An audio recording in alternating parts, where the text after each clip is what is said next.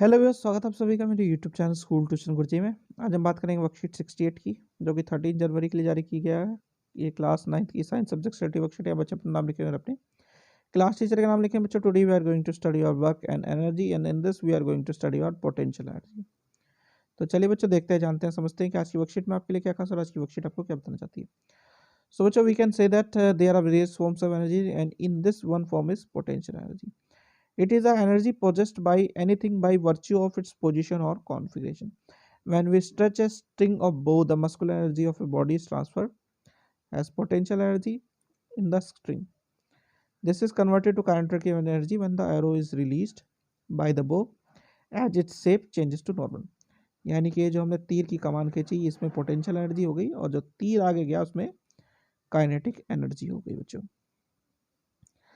अब ट्राई करते हैं कैलकुलेट करने की potential energy of an object जो कि h हाइट पे रखा गया है। तो when an object is raised through a height h, its potential energy is raised.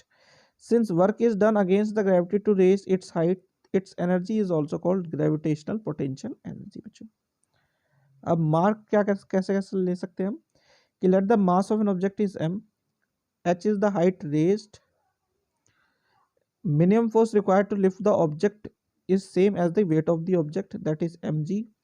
So work done in lifting an object is w is equal to force into displacement. Here displacement is h, तो और force है mg, therefore w is equal to mg into h.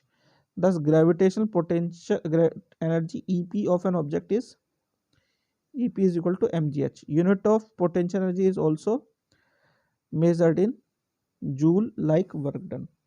अब पहले देख लेते हैं बच्चों दो एग्जांपल छोटे छोटे जो दिए हुए हैं आपकी वर्कशीट में।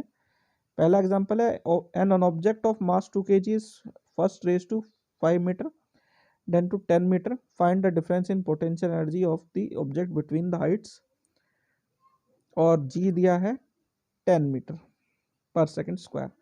तो पहले हम कैलकुलेट करेंगे इसकी पोटेंशियल एनर्जी 5 मीटर पे, फिर 10 मीटर पे बाय द फॉर्मूला दिस, और जो दोनों आएगा हमें मिलेगा 200 और 100, इन दोनों को माइनस करके हमें 100 जूल का डिफरेंस मिल जाएगा। अगला एग्जांपल है what will be the potential energy of 1 kg mass kept at height of 5 metre, और जी है यहाँ पे 10 मीटर पर सेकंड स्क्वायर। तो ये सिंपल है, इसमें हमें करना क्या है, पोटेंशियल एनर्जी के फॉर्मूले में एम जी एच की वैल्यू पुटअप करनी है, और जब इन्हें हम मल्टीप्लाई करेंगे तो हमें 5 जूल आंसर आ जाएगा। अब बात कर लेते हैं डिपेंडेंसेस की।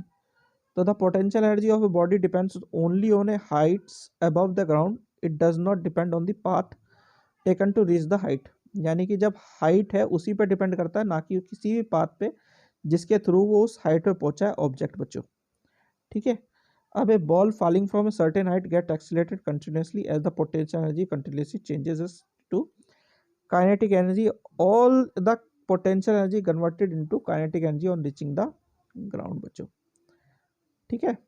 अब जरा क्वेश्चन आंसर देख लेते हैं। क्वेश्चन नंबर 1 है which of the two positive potential energy string of stitch bow or an arrow released from bow by. तो potential energy was just due to the position, या जो उसकी प्लेसमेंट है उसकी वजह से। तो जो बो है वो स्ट्रेच हो रहा है, उसकी पोजीशन चेंज हो रही है, इस वजह से उसमें पोटेंशियल एनर्जी होगी। और एरो जो रिलीज हो रहा है बच्चों, वो आगे की साइड में बढ़ रहा है, मूवमेंट कर रहा है, उसमें जब मूवमेंट हो रहा है इसी वजह से उसमें काइनेटिक एनर्जी होगी, ना कि पोटेंशियल एनर्जी। बच्चों, यहाँ पे ठीक है। फिर है derive potential energy formula of an object placed at height h above the ground. तो ये पूरा पूरा डेरिवेशन है जो आपको लिखना है बच्चों, ये आपका आंसर है 2। चलिए अगला क्वेश्चन देखते हैं। अगला क्वेश्चन है a stone of mass 5 kg is kept at a height 10 metre, find its potential energy, take g is equal to 10 m metre square. ठीक है। तो फॉर्मूला है हमारा E is equal to m गुणा g गुणा h। m की value 5, g की 10 दी हुई है और h भी 10 है, तो ये आ गया हमारा 500 जूल।